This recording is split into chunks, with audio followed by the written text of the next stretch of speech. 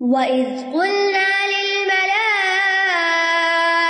اسْجُدُوا لِآدَمَ فَسَجَدُوا إِلَّا إِبْلِيسَ أَبَى وَاسْتَكْبَرَ وَكَانَ مِنَ الْكَافِرِينَ۔ اور جب ہم نے فرشتوں سے کہا کہ آدم کو سجدہ کرو تو ان سب نے سجدہ کیا سوائے ابلیس کے، اس نے انکار کر دیا اور تکبر کیا اور وہ کفر کرنے والوں میں سے ہو گیا۔ یہاں آدم علیہ السلام کا دوسرا شرف بیان ہو رہا ہے، ان کی فضیلت بیان ہو رہی ہے۔ پچھلی آیات سے پتہ چلا کہ ان کو علم دیا گیا سب سے زیادہ، وہ ان کا شرف تھا، اور یہاں اس علم کی بنا پر اب فرشتوں سے سجدے کا شرف۔ اور یہ سجدہ حقیقی معنوں میں سجدہ تھا۔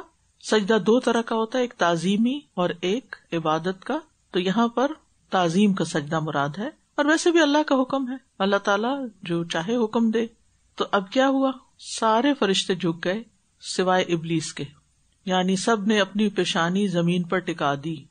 اور کامل سجدہ کون سا ہوتا ہے؟ جیسے نماز کا، جس میں پیشانی، ناک، 2 ہاتھ، 2 گھٹنے اور 2 پاؤں زمین پر لگنے چاہیے، 7 اعضاء پر سجدہ ہوتا ہے۔ اگر کسی نے سجدہ صرف پیشانی پہ کیا اور ناک نہیں کیا تو سجدہ نہیں ہوا۔ یہ ایک زائد فائدہ تھوڑا سا بتا رہی ہوں تاکہ ہم اپنے سجدوں کو بھی چیک کر لیں۔ کچھ لوگ گھٹنوں پر ایسے اٹھتے ہیں کہ پاؤں ہی پیچھے سے اٹھا لیتے ہیں، یہ بھی درست نہیں۔ بہرحال تو یہ سجدہ اکرام اور تعظیم کا تھا، عبادت کے طور پر نہیں تھا۔ تو اللہ سبحانہ وتعالیٰ نے سب کو حکم دیا۔ یاد رکھیے پچھلی شریعتوں میں بھی تعظیم کا سجدہ جائز تھا، ٹھیک ہے، جس کی مثال کہاں ملتی ہے؟ حضرت یوسف علیہ السلام کے واقعے میں، کہ جب انہوں نے خواب دیکھا تھا کہ رأیتہم لی ساجدین، اور پھر وہ خواب حقیقت ہوا اور سارے بھائی ان کے آگے سجدے میں گر گئے۔ ہماری شریعت میں تعظیمی سجدہ بھی جائز نہیں، صرف عبادت کا سجدہ ہے، سجدہ عبادت۔ بہرحال فسجدوا الا ابلیس، سب نے سجدہ کیا، ابلیس نے نہیں کیا۔ ابلیس جو ہے وہ جنوں کا باپ ہے، یعنی ان کا لیڈر، جیسے انسانوں کا باپ آدم علیہ السلام ہے، اس نے انکار کر دیا۔ یہاں یہ سوال یہ پیدا ہوتا ہے کہ حکم تو فرشتوں کو ملا تھا تو وہ کہاں سے آ گیا؟ کہا جاتا ہے کہ بہت عبادت گزار ہونے کی وجہ سے اس کا اٹھنا بیٹھنا دوستی فرشتوں کے ساتھ ہو گئی تھی، تو جس وقت یہ حکم ملا تو وہ ساتھ ہی تھا، تو اس کو بھی حکم ملا، جس کی صراحت سورۃ الاعراف میں ہوتی ہے، وَمَا مَنَعَكَ أَلَّا تَسْجُدَ إِذْ أَمَرْتُكَ، تمہیں کس چیز نے روکا کہ تم سجدہ نہ کرو جبکہ میں نے تمہیں حکم دیا تھا۔ تو گویا اللہ تعالیٰ نے ابلیس کو بھی حکم دیا تھا، اور ابلیس فرشتوں میں سے نہیں ہے۔ قرآن مجید میں وضاحت کے ساتھ آتا ہے کان من الجن، کہ وہ جنوں میں سے تھا، وہ جنوں کا باپ ہے، ٹھیک ہے۔ تو ابلیس نے سجدے سے انکار کر دیا۔ اس کی وضاحت اور بہت سی شرح جو ہے وہ سورۃ الاعراف کی آیتوں میں ہوتی ہے، اور اس کی وجہ بتا دی گئی کہ انا خیر منہ، اس نے کہا میں انسان سے بہتر ہوں اور میں آگ سے بنا ہوں اور یہ مٹی سے بنا ہے۔ یعنی بنیادی وجہ کیا تھی؟ کبر اور غرور، اپنے آپ کو بڑا سمجھنا کہ میں بڑی چیز ہوں اور آدم جو ہے وہ مجھ سے کم تر درجے ہیں۔ اور کچھ لوگ یہ کہتے ہیں کہ ابلیس بھی فرشتوں میں سے تھا، یہ بات درست نہیں۔ کیوں؟ کیونکہ فرشتے کس سے پیدا ہوئے ہیں؟ نور سے۔ اور ابلیس کس سے پیدا ہوا؟ خلقتنی من نار وخلقتہ من طین۔ تو صریح بات ہے قرآن میں کہ ابلیس آگ سے بنا اور آگ سے جنات بنتے، تو یہ جنات میں سے تھا، فرشتوں میں سے نہیں تھا۔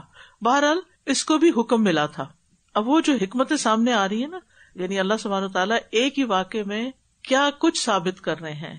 تو آدم علیہ السلام کی تخلیق کے بعد ان کو اللہ تعالیٰ نے علم دے کر پھر مزید عزت دی اور فرشتوں اور ابلیس کو سجدے کا حکم دیا۔ سب نے سجدہ کیا، لیکن ابلیس ابا واستکبر وکان من الکافرین، اس نے انکار کر دیا، اور انکار کی وجہ کیا تھی؟ تکبر کیا، وکان من الکافرین، اور وہ کفر کرنے والوں میں سے تھا، انکار کرنے والوں میں سے تھا۔ تو یہ حسد اور تکبر تھا جس کی بنا پر ابلیس نے انکار کیا تھا۔ یہ 2 بیماریاں انسانوں کے اندر بھی اگر ہوں تو ان کے معاملات کبھی درست نہیں ہوتے، ان کے حالات کبھی ٹھیک نہیں ہوتے۔ ہر دشمن دوست بن سکتا ہے سوائے حاسد کے۔ جس کے اندر حسد ہوتا ہے نا، وہ کبھی آپ کا نہیں بنتا، آپ جو چاہے اس کے ساتھ کر لیں جب تک اس کا حسد ختم نہ ہو۔ تو ابلیس کے اندر حسد بھی تھا اور ابلیس کے اندر تکبر بھی تھا، وہ خود کو آدم سے برتر سمجھتا تھا، اور یہ اس کی خام خیالی تھی کہ وہ برتر ہے کیونکہ وہ آگ سے بنا ہے۔ اس نے یہ نہیں سوچا کہ آدم علیہ السلام کو اللہ نے اپنے ہاتھ سے بنایا ہے.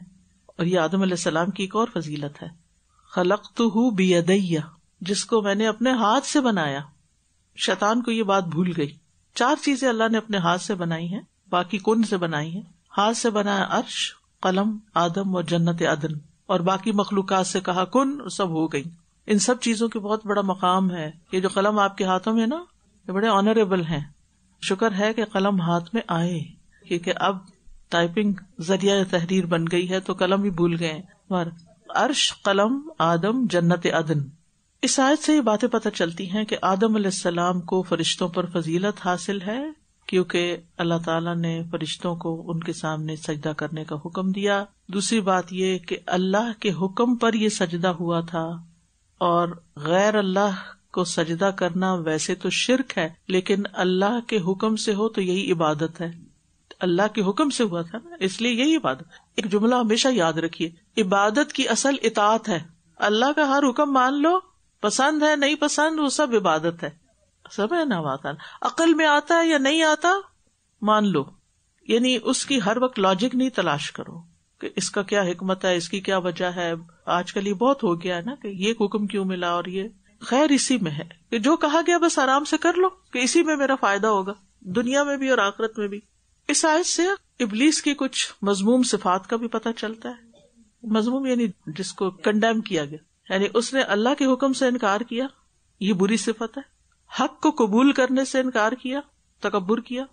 اللہ کی مخلوق پر اپنی بڑائی ظاہر کی، اللہ کی کریشن پر یعنی آدم علیہ السلام پر، اور پھر کفر کیا.